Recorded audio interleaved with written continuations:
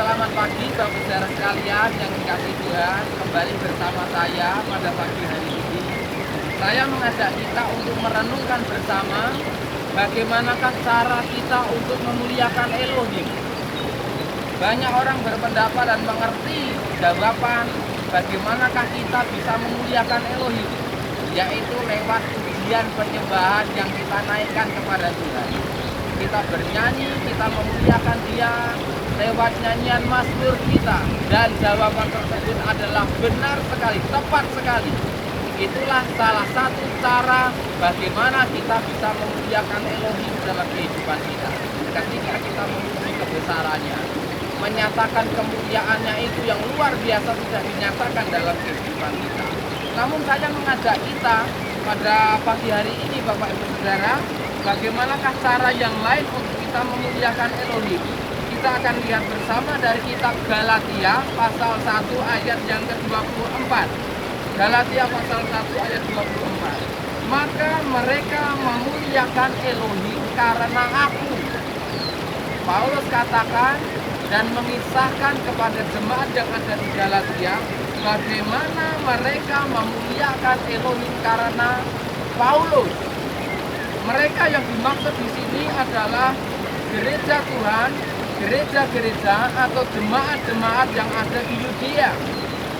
Mereka telah mendengar dari kata orang bahwa orang yang dahulu menganiaya kita, menganiaya jemaat Tuhan yang ada di Yudea, sekarang tidak lagi menganiaya jemaat, tetapi orang tersebut sudah memberitakan iman yang dahulu berusaha dihancurkan olehnya, tetapi justru sekarang iman tersebut berusaha untuk ditegakkannya, berusaha untuk diberitakan kepada banyak orang. Itulah yang terjadi dalam kehidupan Paulus. Maka gereja Tuhan, jemaat-jemaat yang ada di kota Yudea, Bapak Saudara, mereka memuliakan Elohim. Oleh karena apa? Oleh karena mereka melihat perubahan hidup Paulus yang luar biasa. Saya akan ajak untuk kita lihat, baca bersama yang tertulis di ayat 13, Bapak Saudara. Galatia pasal 1 ayat 13. Oleh karena kamu pernah mendengar kelakuanku ketika masih dalam agama Yahudi, bahwa dengan menggebu-gebu aku menganiaya gereja Elohim dan berusaha membinasakannya. Inilah yang diakui oleh Paulus karena memang dia dulu melakukannya. Dia menggebu-gebu untuk Elohim, dia menganiaya gereja Elohim dengan menggebu-gebu dalam hidup, berusaha membinasakan gereja Elohim. Ayat 14. Dan dalam agama Yahudi aku unggul di atas teman-teman sebaya di antara bangsaku, bahkan lebih lagi ketika menjadi seorang penggiat bagi tradisi-tradisi leluhurku. Paulus dulu adalah orang-orang yang sangat unggul, lebih daripada teman-teman sebayanya di agama Yahudi. Tetapi kini Paulus meninggalkan agama Yahudi. Paulus menjadi orang yang percaya kepada Yesua, dan Paulus menjadi orang yang memberitakan imannya di dalam Yesua Mesias. Yang dahulu Paulus menjadi orang-orang yang menggiatkan tradisi-tradisi leluhurnya, tradisi-tradisi Yahudi, yang bahkan ada yang tidak sesuai dengan kehendak isi hati Tuhan sendiri. Ini ditinggalkan oleh Paulus. Maka Bapak Saudara, saya berdoa, saya berharap supaya setiap kita seperti Paulus, supaya kita ini, maka banyak orang ketika melihat kehidupan kita, mereka akan memuliakan Elohim. Mengapa mereka memuliakan Elohim?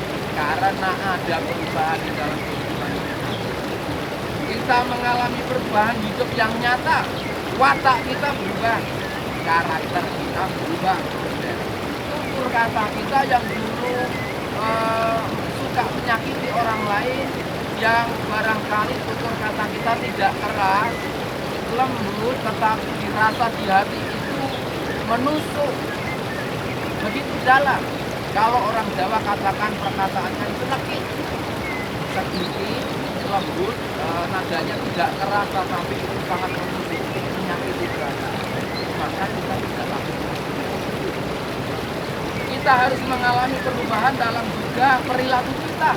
Perbuatan kita harus berubah. Perbuatan-perbuatan yang tidak berkenan kepada Tuhan harus kita tinggalkan. Kita berubah menjadi pribadi-pribadi yang lebih baik. Perilaku kita lebih benar, lebih berkenan di hadapan Tuhan. Kita berubah seperti yang Tuhan mau dalam kehidupan kita.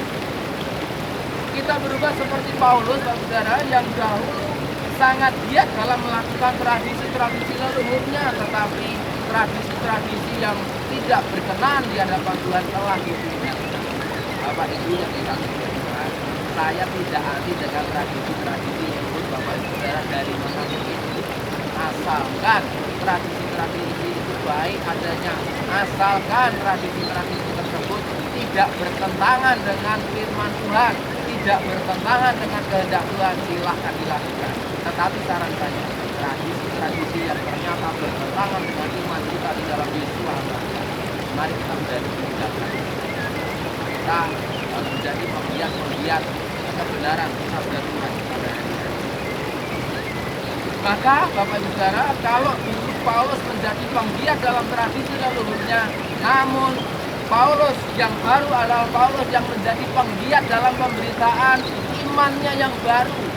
Maka kita mari memuliakan Elohim melalui, kalau dulu kita menjadi penggiat tradisi-tradisi leluhur kita, sekarang ayo bersama kita menjadi penggiat dalam pelayanan pekerjaan Tuhan.